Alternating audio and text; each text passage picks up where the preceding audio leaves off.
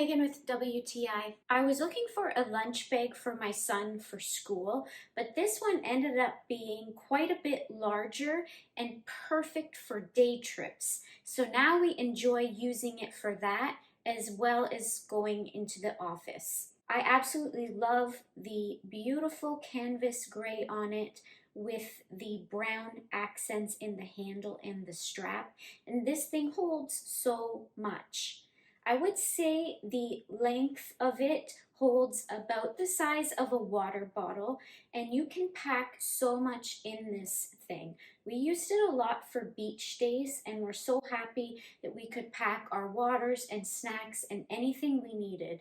And I love the zipper on the front of it to put napkins and utensils in to keep them separate. With an ice pack in this cooler, it was able to keep our drinks cold all day at the beach. I love the strap on it. I didn't think I would use it, but I ended up using it more. And so when you're going out and carrying other things as well, other bags, it's so much easier to use the longer strap as a crossbody or over the shoulder to keep your hands free. So I think this lunch bag by TOMULE is really good quality.